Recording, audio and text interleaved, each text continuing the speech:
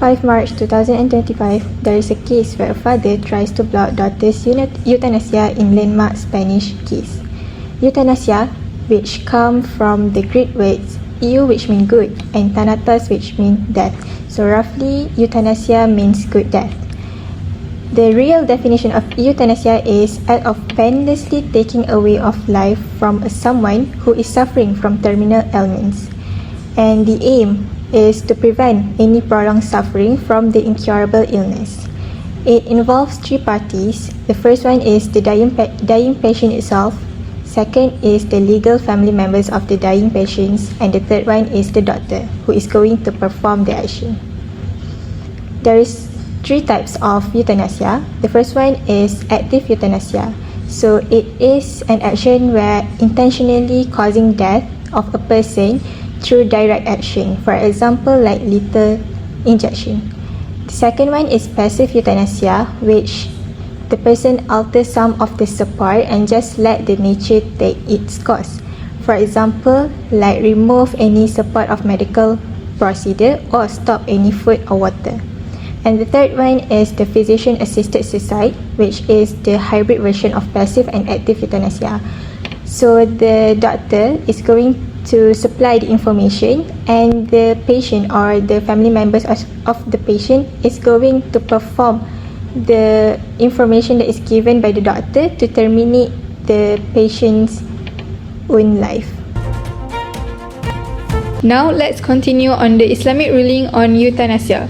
First, regarding the active euthanasia, it is haram. In Islam, life belongs to Allah alone, and ending a life intentionally violates maqasid al-Shari'ah, specifically hifz al-nafs, which is the preservation of life.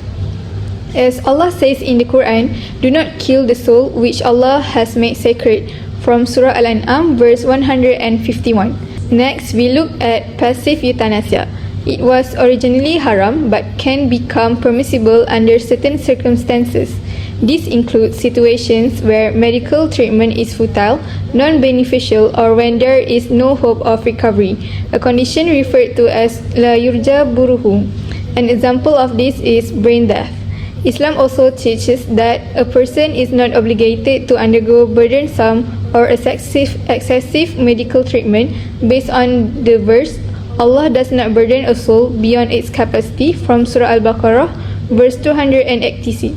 Therefore, allowing death to occur naturally is not considered killing, but simply letting the natural process continue when treatment no longer provides benefits.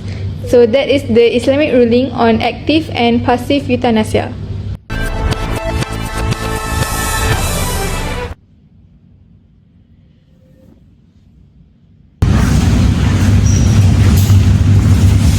Encik, sehari ni saya nak buat pemeriksaan untuk encik ni.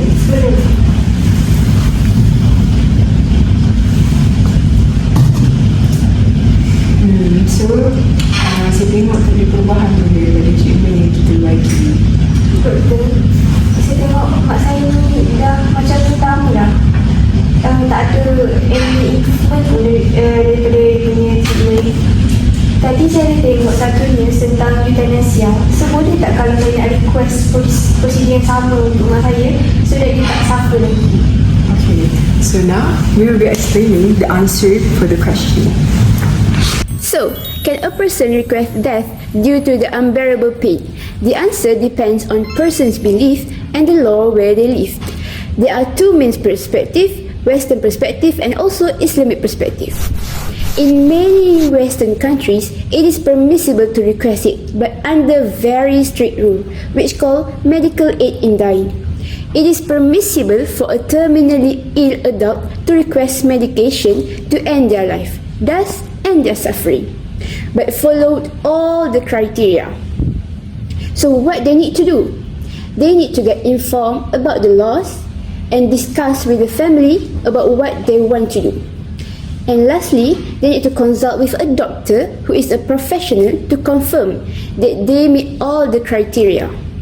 However, in Islamic perspective, it is strictly forbidden as life is an amanah from Allah for us to take care of ourselves and endure the hardship. So what is the right thing to do?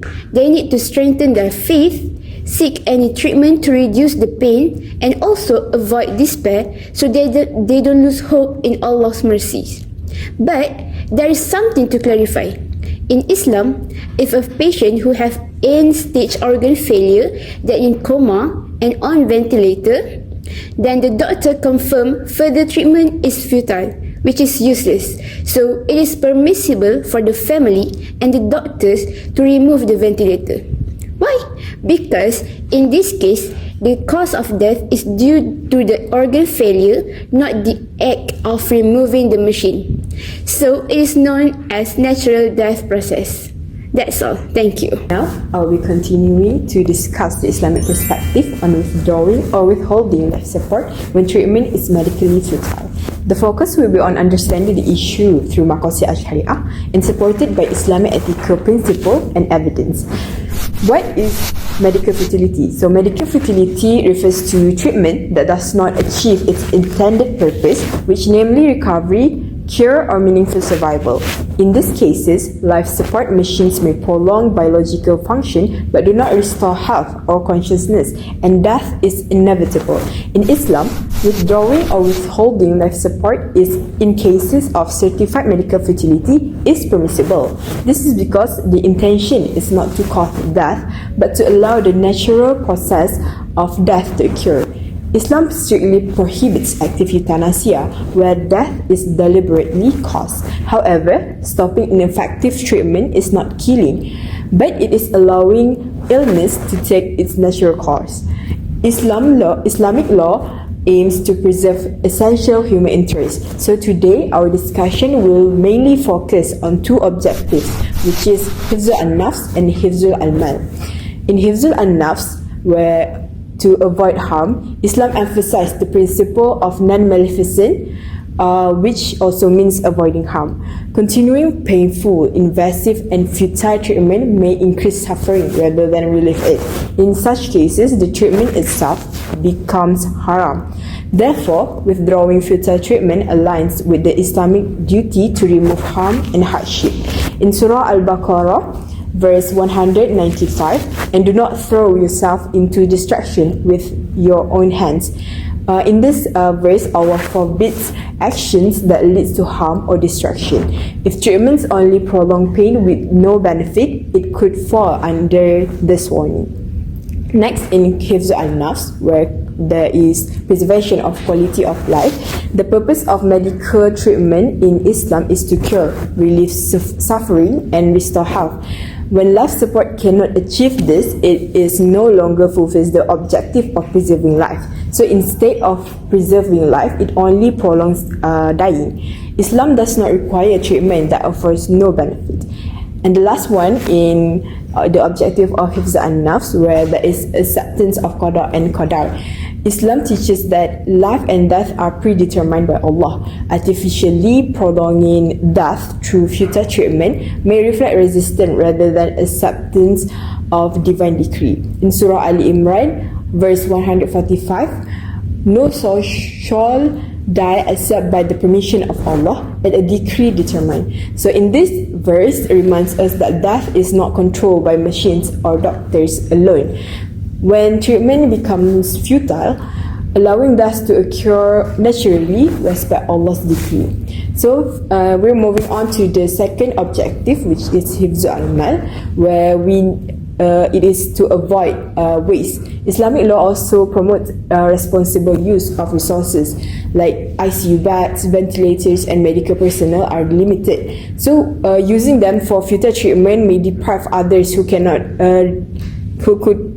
recover. So this is considered waste, which Islam forbids. In Surah Al-Isra, verse 27, indeed the wasteful are brothers of the devils. In this verse, Islam discourages wastefulness even in personal life. So it applies even more to public and communal resources like healthcare.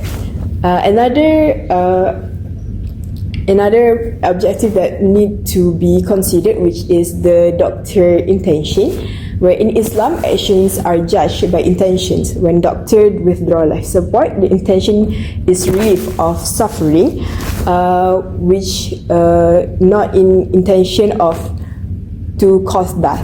So this makes the act ethically permissible. In Sahih al-Bukhari and Muslim, Prophet Muhammad said, actions are judged by intention. So this foundational hadith confirms that what matters is the purpose behind the action. So palliative sedation or withdrawal of treatment done with sincerity is permissible. Oh, now saya dah faham. What is euthanasia in terms of Islamic perspective? Okay, so sekarang saya nak proceed dengan definition cikgu macam mana?